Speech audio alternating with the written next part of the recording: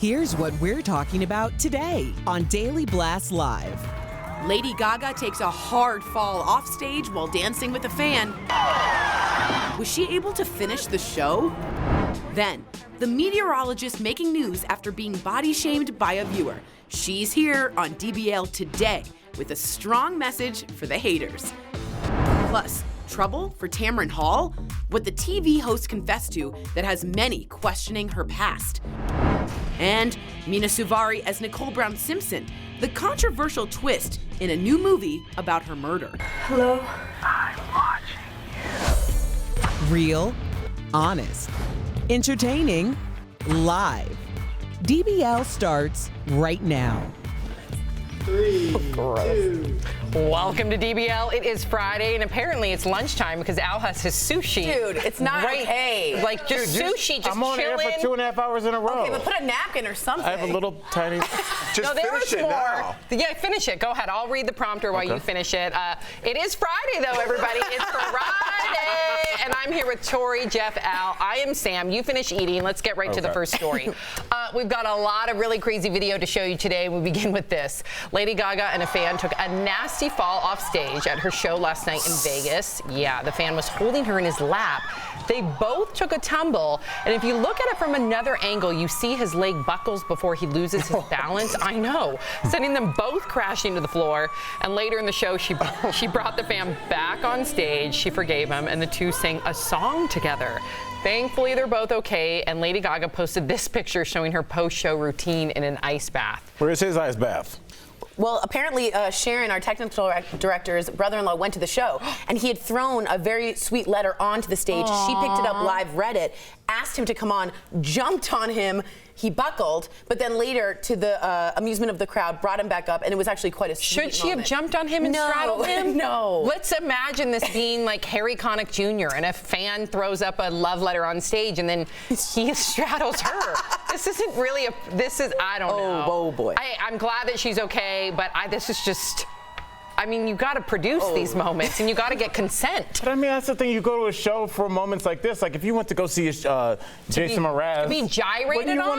When you want something to happen at that show that you know never happened. I don't know if Mraz is humping anybody. I'm yours. Wow. What? That was crazy. We all pictured what it was. We didn't need like a live replay. Yeah, that was a bit much. Sorry. Yeah, I'm weirded out to sit next to you. Oh my God, he had sushi. That's true. That's way better. Oh God, it is. Well, now Friday tour.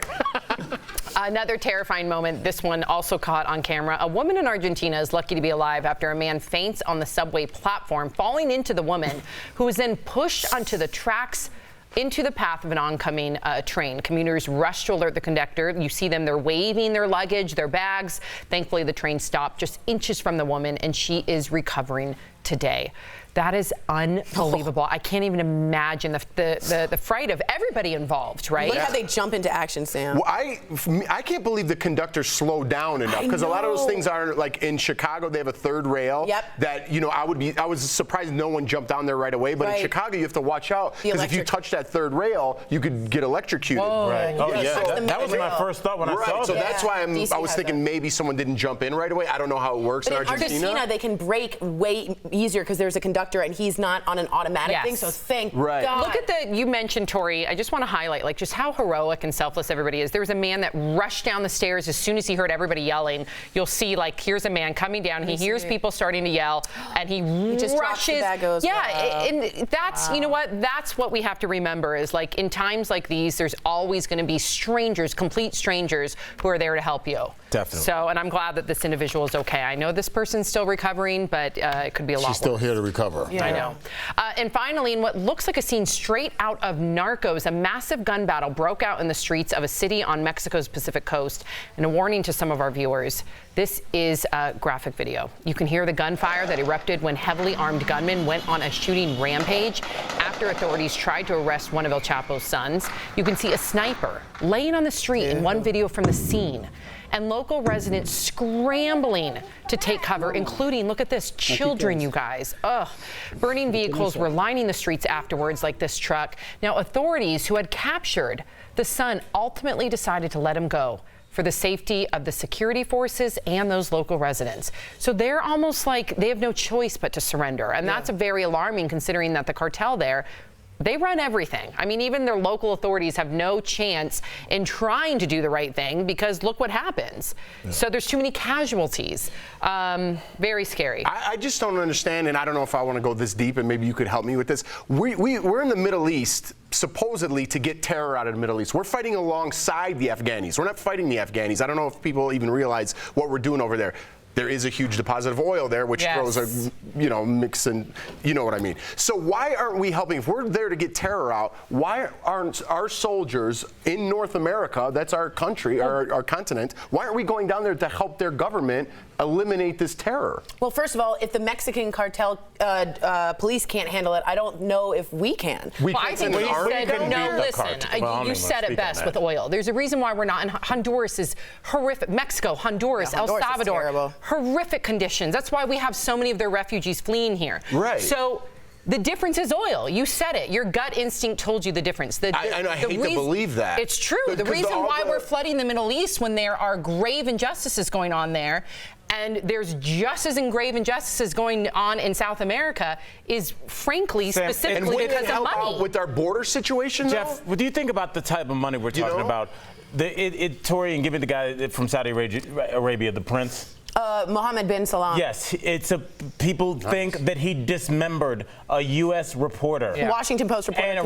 Yes. And has there been any fallout from that? If that was an MS-13 gang member from El Salvador, there would have been a lot of fallout. But the difference is, again, greed, dollar signs, oil. And that's the unfortunate truth. Wow. It's weird that we don't even have that conversation, though, about things like that.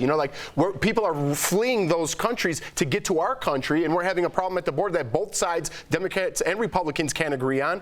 I feel like if we stepped in, and I hate saying war is the answer, but I feel like it should be a conversation. Trump also ran on a very America First, which is an isolationist type of theory, meaning we take care of our own and what we need, and if Mexico's in trouble, let Mexico take care of it. That is a theory, a political theory, unlike, let's say, the Marshall Plan, where you want to go out and help everybody. Why are we letting Middle East and Syria take care of their stuff? I think there's money in it. I know. It's unfortunate because most of our guns that Mexico and El Salvador and all these countries, Honduras, they come from us. Yeah. So we're flooding the very problem that we're not helping with. So it's a deep conversation. It's a very deep conversation. I'm glad that we had a snippet of it on DBL, so thank you for bringing that up. The president got totally roasted last night by former Defense Secretary James Mad Dog Mattis. Watch. I mean, I'm not just an overrated general. I am the greatest, the world's most overrated. I'm honored to be considered that by Donald Trump because he also called Meryl Streep an overrated actress. So I guess I'm the Meryl Streep of generals. I'd earned my spurs on the battlefield, Martin, as you pointed out, and Donald Trump earned his spurs in a letter from a doctor. Oh, he's right. He's 100% right. I know, and it was Alfred E. Smith dinner. It is used to be roasting. Now, typically when they roast at these dinners, is the recipient of the being roasted usually there or no? Sometimes. Now, Trump has famously not wanted to sit at any roast. He doesn't like it. If you remember, Obama, in his famous roast, went after Trump, and many people think that was the catalyst that Trump began to run for president, because a man, and it was seen as a black man, making fun of me, and everyone was laughing, and Trump, you can look at the YouTube, he's sitting there grimacing. So he doesn't like the roasts, he doesn't enjoy it, and that's his prerogative. He doesn't have to be there. But just know that as a 4-star general and a former defense secretary, you better believe at some point I'm going to start defending myself. Yeah. And all he did was in good fun, but at some point, he's right. Don't start going after our military. He called him the most overrated general. How dare you? You didn't even go to service. Yeah. You didn't go to the military. You're right. You're absolutely right. It's just silly. Yeah, I know. Well, DBL's Live coming up. Jane Fonda is taking her activism up a notch. Why she vows to get arrested until something's done about climate change. Plus, Dallas sportscaster Dale Hansen weighs in on Ellen's friendship fiasco with George W. Bush. Don't miss his passionate DBL take. And a meteorologist claps back at a viewer who body shamed her. We ask her why she stood up for herself. That's next.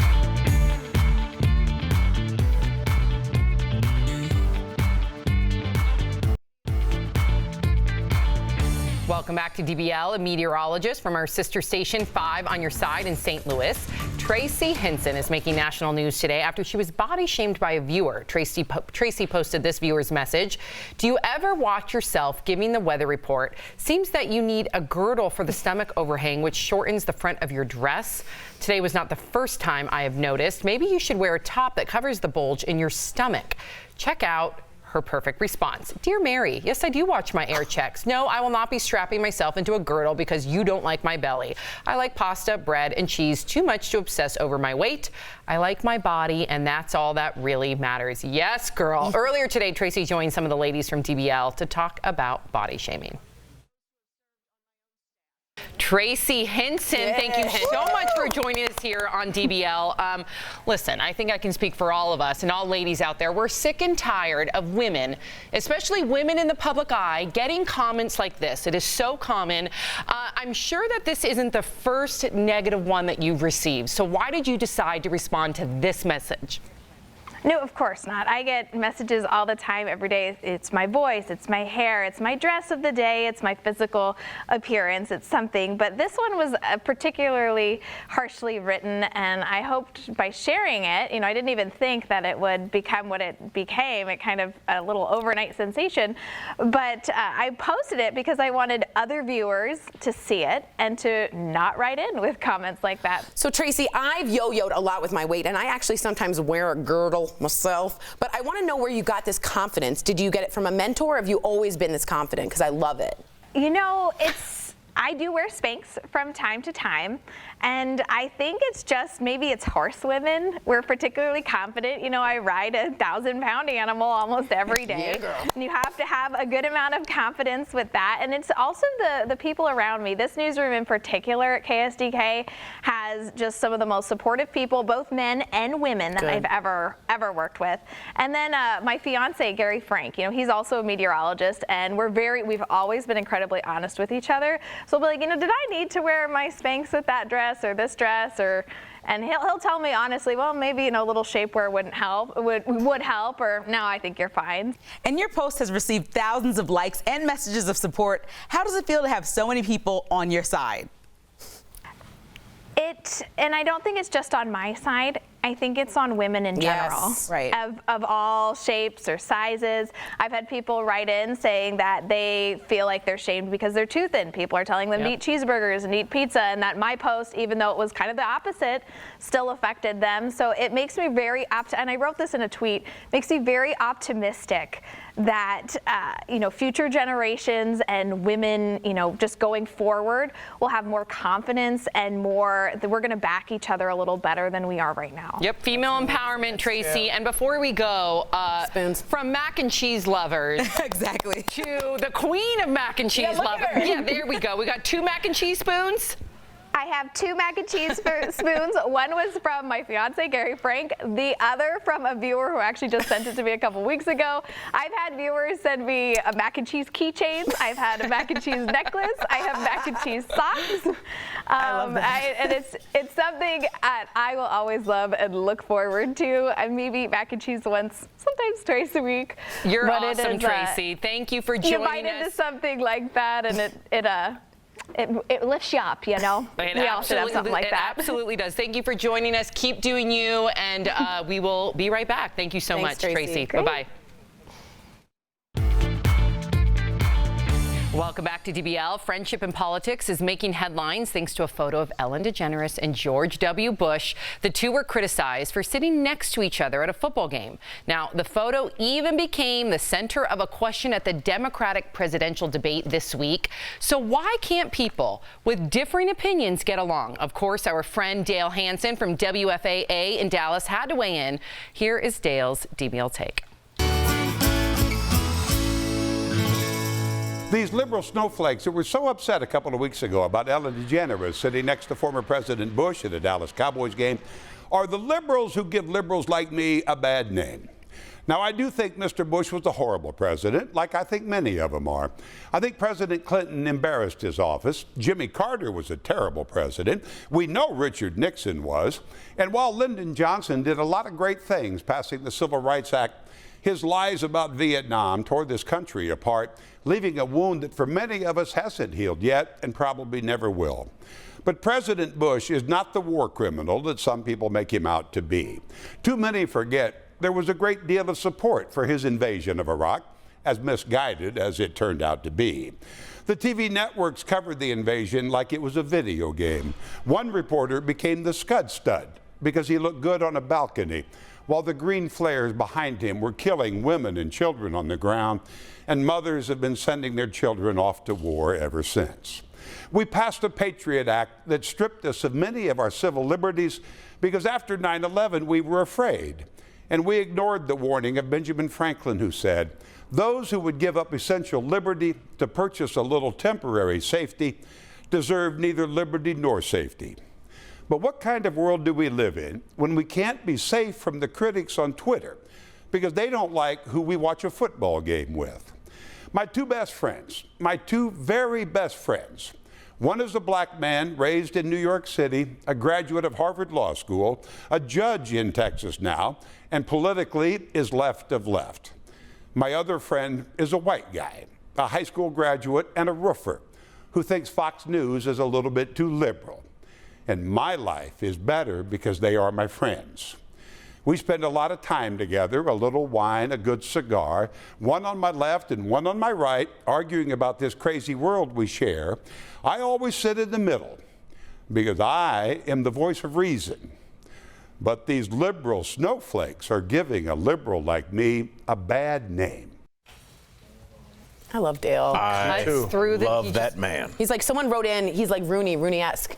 And it's very like, you just want an old school, right to the point thing. And Abraham Lincoln famously said, and Obama said it too, if I'm in a room and no one disagrees with me, I'm in the wrong room. I need someone to come at me so that my ideas get better. And I think that's everyone. And even though I agree with him, I do, so don't get this the wrong way, he does come from a place, though, as a white male, from privilege. Yes. So if you're a woman of color, if you're a black man, if you're somebody that's still trying to fight for your rights as a trans individual, it might be more difficult for you to make friends with someone that are openly oppressing your dignity. Rights. Totally. So I do think that's something that we have to consider, why some people, I don't ever want to tell someone why, why are you offended? Or you have to understand that their rights are in play. So even though I agree with Dale, I think it's a larger conversation.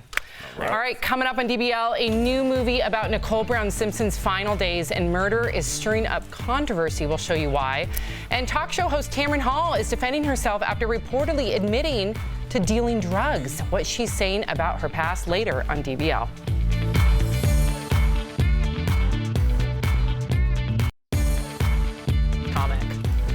Welcome back to DBL. History was written today. The first ever all-female spacewalk was just completed successfully. The two female astronauts left the International Space Station earlier this morning on a repair job 248 miles above the Earth. And at a whopping 17,000 miles per hour, they replaced an old battery charger. Astronauts Jessica Meir and Christina Cook are the two women who broke the glass ceiling. Best picture ever. Yeah. And this was Meir's first ever spacewalk. They were up there for over 7 hours. Can you imagine that mission? 7 hours doing your spacewalk, fixing a battery. Dude, and the Earth's been beneath your feet. Yeah, and 1984 was the first spacewalk with the astronaut Catherine Sullivan. But the difference here is they used to always have to go up with a male, a lead male. Right. So this is the first time that we get to see two women not have to depend on the lead male. I know, and get this. This is a letter. What? A very famous letter from 1962, March 13th, from a Miss Linda Halpern. And this is what she asked: can I be a woman astronaut? And they wrote back, President Kennedy and NASA, thank you for asking to serve your country as a woman astronaut. However, while many women are employed in other capacities, we have no present plans to ever employ women on space flights because of the degree of difficulty in science and flight training. Whoa. That was beautiful. Wow. Well, that letter did not age well. No, it did not. That picture is so cool. I'm sorry, I'm still looking at the picture. You guys can't see it. What's coming up next on DBL? Talk show host Tamron Hall's past comes to light. Did she just admit on air to dealing drugs in college? Then, a new movie about Nicole Brown Simpson's murder comes with a shocking twist. Hello? I'm watching you. And Jane Fonda's fight, why she vows to keep protesting, even if it means getting arrested every single time, when DBL comes back.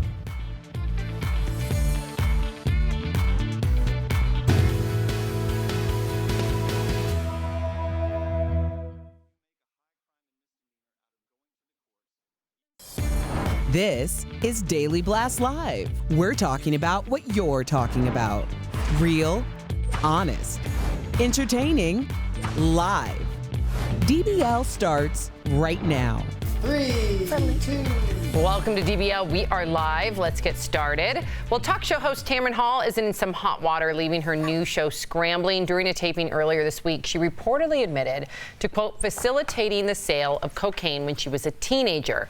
But now she's backpedaling after she received backlash online. She says, I never dealt drugs. I'm now nearly 50 years old and was reflecting on a bad judgment call. It was part of an open and honest conversation about women, incarceration, and mistakes made. For legal reasons, a portion of that segment was edited from the show. I'm shocked that there's outrage over this. Me too. Considering how many, all of us as teenagers did things that we look back at and cringe. Like, what are we really believing? We're in Pleasantville here. Right. Like, let's just call it. Like, I always felt that when Bill Clinton's like, yeah, I smoked pot, but I didn't inhale. I'm like, come on. Like, Obama's like, yeah, I inhaled because that's how you smoke. Right. And at some point, you got to get over the fact that people had a past. We're not all angels. Doesn't that make you better of a person? Because, right, you've always said that. Always. You have to fail to grow. That's how this world works. If you want to get better at anything, you have to fail at it and get back up and do it again. Everyone has things in their past. I mean, I don't know what people think of people on television or celebrities that they just came out of an egg and then oh they're no, perfect. we pick and choose because you look at Mark Wahlberg. We're very aware of his criminal history and his past, and people forgive him. And they applaud him. And they applaud him. Robert Downey Jr. And Robert Downey Jr. The list goes on. So why is it different with Tamron Hall? Because people see her squeaky clean because she's a black woman. Like, what is it? I think it's daytime TV. Now, you don't often see that. Now, our show is awesome because we're talking about real stuff, but I don't think you've seen that. Yes, you did with Oprah. What are you talking about? Oprah was the queen of disclosing things that she did as a teenager, as she did as a young adult. So why but Oprah never said I dealt in drugs. I don't think you've seen she talked about doing drugs. I understand that, but I don't think you've seen a host say that. I'm going to say this, and this is just as we're talking, because I think we're all on the same page. You know what just hit me? Because you guys said the word drugs. There are people in my family, especially like people in my extended family, and I didn't realize this until I talked to them. Some people, that is a hard stop. A super hard stop, and it's hard to believe, but there are people that see no difference between marijuana and black tar heroin. I didn't know they existed. I have broken bread and talked with those people. So I think what prompted this is when you said drugs. I think that's one of those things that's just such a hard stop, whereas I think people of other generations are just like, yeah, you know, I could say, Is it different though saying when I was 13 versus I'm 50 now? I don't think so. Not for some people. Some really? people. You can't evolve as a person anymore? Sam, we're in this weird place where you have to be perfect, born perfect. I think that's being very hypocritical of people judging her. Of course, and this is why the online community says what they say, because they take their imperfections of what they have inside them and they put it on Tamron Hall or the person that they're watching or whoever. They could put that on because they can't live with themselves. So when someone's being honest and open about their lives, which everyone out there wants us to do, they judge them for that. And what do they want to do? Ruin her career now? I don't know what the end game is. Listen. You're going to get fired from something you did when you were 13? Yeah. And being open about it? I guess we're all going to get fired, right? Okay, Jane Fonda is... I'm sorry, Kevin Hart didn't host the Oscars because of something he said 10 years ago. Yeah. I don't agree with what he said. That was my choice, But one's doing something for yourself with drugs, the other's saying something about someone else's lifestyle. I'm just saying it was an indiscretion. And at some point, can you grow? Better? Yes. Yeah, absolutely. Yes. The answer is yes. I'm going to sneeze. Bless me. Bless me. That was a cough sneeze. She has the cutest sneezes. I know. You have like little mouse sneezes. I love her sneezes. Okay, let's get to this next story. Jane Fonda, well, she's arrested again. This is video from today at the Capitol. Jane is keeping her promise to show up and get caught every Friday to raise awareness for climate change. And of course, she's no stranger to standing up for what she believes in. She became one of the most famous, or rather infamous, faces in the anti-Vietnam War movement. Many of you are also commenting on Jane's impeccable protest style. I mean, this is what she's wearing while she's protesting. Whether you agree with her or not, whether you agree with her previous protest or this one, you can't, I mean, she's doing what she believes in. Yeah, she's calling them Fire Drill Fridays, and she's coined them, and she knows how to brand. Like, being well-dressed is smart, because E will pick it up, and other places will pick it up. Point. Fashion's important right now. She's there, she's the celebrity, and I remember Brandon, our other co-host, saying, why doesn't she sit down with a scientist? She brought 4 scientists with her so that she can't have anyone say anything, and she's doing it for Greta, because every Friday she walked out. Will people be able to look at this protest with fresh eyes as opposed to how many people, and I think rightfully so, felt her protests were anti-soldier in the Vietnam era. And I say this coming from a daughter of a Vietnam War veteran who felt that very way, especially when they came back to a country that had Jim Crow, that people were spitting on them. So do you think people can look at this protest with fresh eyes? No. No. I'm sorry. Hanoi Jane, especially to our audience, and I'm speaking to you, a lot of you have said, I cannot see anything Jane Fonda does and listen to it because she sat with the Viet Cong and made fun of soldiers. And you know what? You can push things too far, and she's apologized for it. But our viewers and many people, I don't think can separate. I'm being honest, I don't think they can. Well, that's interesting because we were just talking about the Tamron Hall thing, not to bring it back, but some people, if you do something that crosses their moral values, that's it for you. That's the end for you. Well, and yeah, when you sometimes lose your father, your brother, your sister in war, I think that is something that I can understand a little bit more. Not to say that Jane Fonda, she has apologized, and I believe her apology was sincere, but yeah, when you're sending off your loved ones to war and then you see somebody pretty much make them feel like that they're not welcome back here and that their service is like, look at this. That's a hard stop. Mr. Vato, Fonda is a traitor. I mean, this is the people feel incredibly. And he's entitled to feel like that. Absolutely. He's entitled to feel like that. And the same about Tamron Hall, but I'm all about a comeback. I like a comeback. I think anyone could be forgiven for anything. Don't you think she could be forgiven for this if she apologized and maybe does something for the soldiers? No, when you've lost family members, it's almost something happened with that shot with her.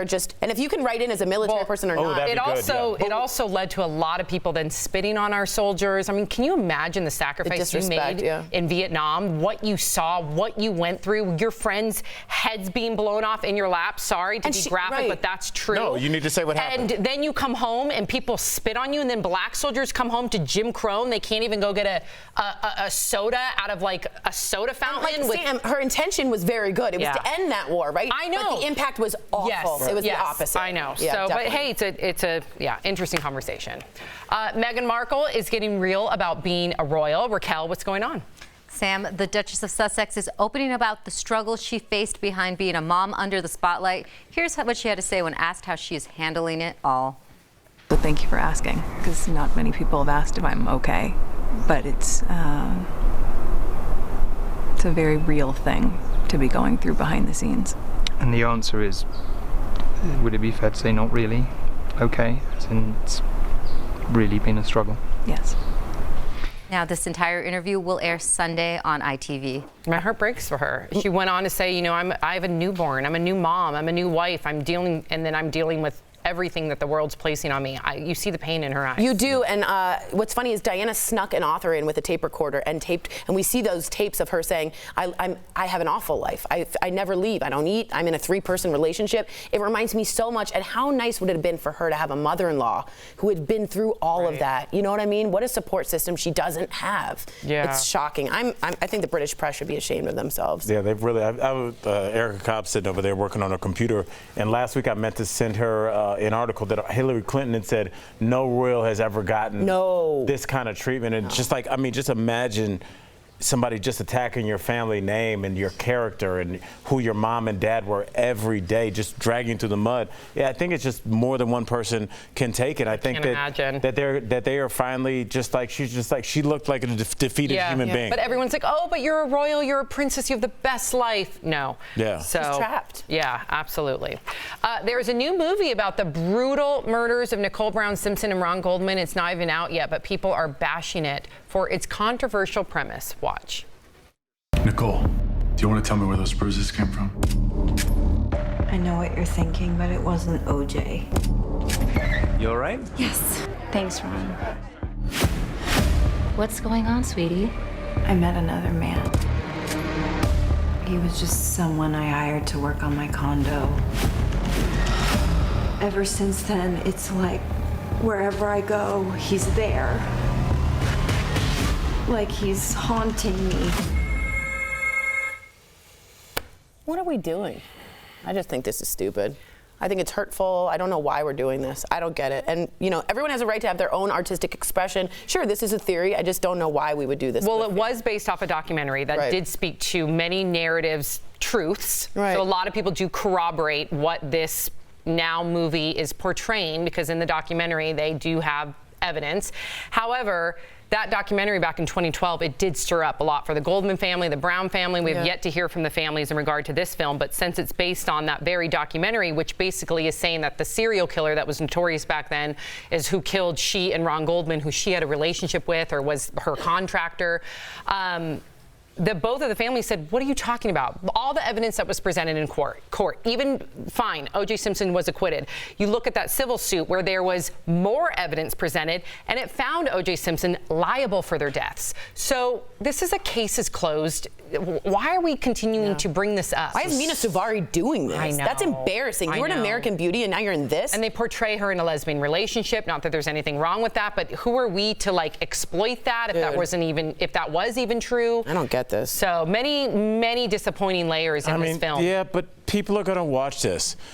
Sam, you worked on the Casey Anthony case. And Jodi Arias. And Jodi Arias, yes, forever. And they're just people that will be forever obsessed with that case. Oh, yeah. So O.J. Simpson, that case was the grandfather of all these kinds of cases. So there are people that till the day they die are going to look for anything new. So this will sell. Why can't the Simpsons? I know, but just give him some peace, man. Money. Give him some Tori, peace. money. Okay. You wouldn't do this spot if they asked you to do this? I wouldn't do it if not in a million years. It would put you on the map. I don't care. Everyone would be talking I don't about care it. It's at all. your job as an actress to portray other things. Not when I'm hurting the Goldman family. No way. You're not hurting. You're doing your job. I'm literally restructuring history for no reason at all, just to get money and to drudge up the but look debt. at all the other. I would totally do Look it. at all the I would other not do films it. that capitalize on these horrific crimes that are real crimes. The But to people take it against away- OJ, like that was a great documentary. Because to me, it stuck to a narrative that was much more truthful. That's this a good point. is coming up with things that never really Almost happened. like a conspiracy theory. And she doesn't have a right to defend herself. I think this is Do they get trash. paid though? Does like O.J. Simpson get paid? I saw the Kardashian mother in there. Kris Do they get paid Jenner's. because of their liking? The Goldman family? I don't Do they get know. paid? I don't know. I have to find out in the contract. Yeah, we'll find out in the commercial break. Because it's very interesting. Because that means O.J.'s going to make some money and he still owes the Goldmans. Yeah, any money he gets, it goes straight to the Goldmans. You're right.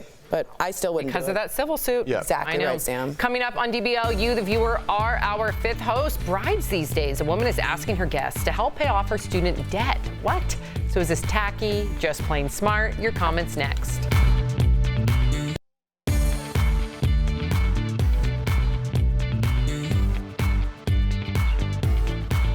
Welcome back to DBL. It's time for Fifth Host when we talk about what you're talking about. Well, shopping for a nice wedding gift is a thing of the past now that gift registries have become the norm.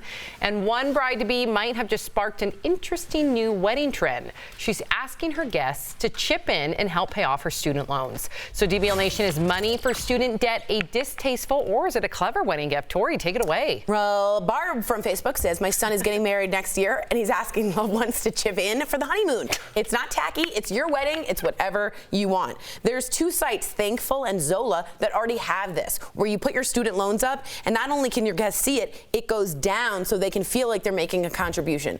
Look, I got so much fancy china. I've never opened the fancy china. It is such a waste. Please help someone feel secure in the marriage. I think it's a fabulous idea. Bethany from Twitter says, why not just ask for money? It's a little weird when it becomes about what they will do with it. They can pay bills, go on a honeymoon, or buy a vacuum. Why is it what they use the money for anyone's business but their own? Bethany, that's great. Don't tell anybody that I'm putting an addition on your house by giving you money to the house. I don't want to do that. It makes me feel some kind of way. I got married in a courtroom. Nobody bought me gifts, and now I got to buy everybody gifts and pay their student loans and put it. No, I'm not doing it. I don't like it. Keep what you're going to do with the money to yourself. I'll give you cash, and we'll not talk for 10 years. You're such a love. It's just like it's the truth. So warm and fuzzy. All the old school gangster movies I love. When somebody got married, I thought there was like a bag. That's what you do. Yeah. But in there, is there money in there? It's just cash. Yeah, but they're not wearing a sign that says student loan debt. Isn't that better than just random cash? Pick a bag. This is going to pay for, just give me the money, and don't worry what I do with it. All right. Don't tell me. I like Makes that. me feel bad. A bag full of money. Flip a table over. Dana from Facebook says most couples these days are already living together, so they don't need another picture frame. Yes. Well, there's a little shaming. Or towels. So cash is good for a honeymoon or student loans. I don't see anything wrong with it. Dana, I see where you're coming from, and I had to kind of reevaluate how I thought about this, because I think a lot of times your wedding isn't really for you. It's for the people that got you there, the people that knew you when you were in diapers, and they say, I'm going to get you this gift to remind our bond that we have together. So I feel like it's a gift that it's personal. I think when you start giving cash, it's like something you exchange. What if you give them at an like option, the though? fair. What if you give them the option? I'm actually, listen, and I'm one to always be like, I feel like people abuse GoFundMes. Right. And I would never ask a dime from anybody else. But if I had a girlfriend that felt like she couldn't move on with her life because she was so strapped in student loan debt, because she got an education. Exactly, I would want to help I'd be happy to help her. Totally. But I would like the option for those that would rather give her a vacuum. But you know they'd rather have cash, though. They're like, oh, thanks for the picture of us at the fair in 1985. I wish you'd paid for some debts. I mean, to each its own. I mean, we shouldn't have all this student loan debt in the first place. The unpopular uncle because I tried to be sentimental. And why are you having a wedding if you're in debt anyway? I think that's a good point. Yeah. I think that's a good point. Thought about that point. I got to give her credit. We'll be right back.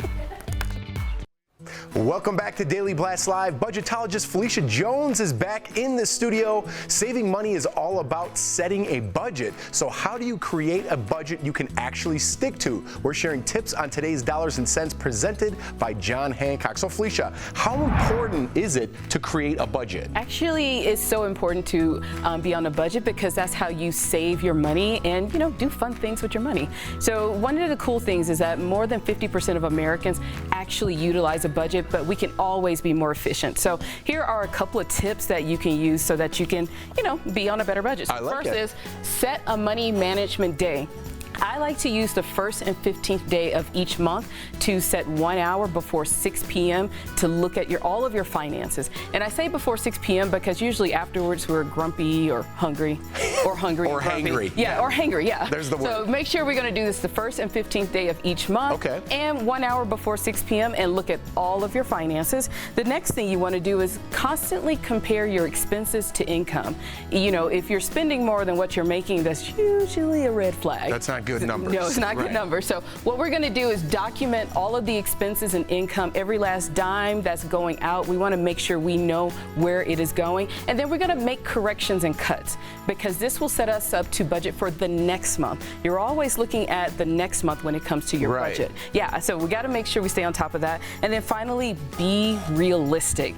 A lot of us are on budgets, but we sometimes forget about the budget when fun things come, like going on vacation. So I was just say be realistic with what you're actually doing, document everything, but make sure you set goals to pay off debt if you do have debt, and get the family involved. Sometimes it does take a village to manage your money. Yeah, I like it. I do this with my wife at home. We do manage our money. We do have a budget. There are credit cards and apps now that actually help you, and they separate everything almost like a pie chart. They put it into, which makes it a lot easier to. Yeah, use all the tools that are out there, but you got to make sure that you are staying on top of this every month. All right, this is so important for people to understand, me and my family included. Thank you so much again, Felicia, for being here. To submit your financial questions for the next Dollars and Cents, please email askmrsjones@dailyblastlive.com. And for info about life insurance and retirement planning, call John Hancock at 1-800-978-0663. We'll be right back. Welcome back to DBL. We want to let all of our Denver viewers know that Al is doing a stand-up show this weekend. It's Sunday at Comedy Works in downtown Denver at 7 o'clock, and he'd love to see you there. I would. He's so funny. First of all, if you haven't seen Al stand-up, it's so good, so funny, so smart. Yeah, it'll be a good time. All right, come on out. Is the mister coming? Mark, your husband? Why are you talking like that? We've already seen your show. Oh, so you won't be coming. My parents are in town. Okay. But maybe I'll take the parents. I think that's a hard no. We will be there. We want to give a shout out now to our DBL Superstar of the Week. The story starts with this viral photo of an emotional nurse. Her name is Katie Nixon. Katie's sister posted the picture as a sweet tribute. She captured the moment after Katie had a really tough day losing a baby in the delivery room and working 53 plus hours over just 4 days. The caption said Katie often forgets how to take care of herself while she's taking care of her patients. So we want to thank all nurses for being heroes every single day. My sister's a nurse. We love nurses. And my sister goes through this all the time. Yeah. The things that she tells me that she witnesses in those rooms are absolutely horrific. So we love you, nurses. You guys are incredible. Go see Al. We'll see you guys Monday, same time, same place. Bye, guys.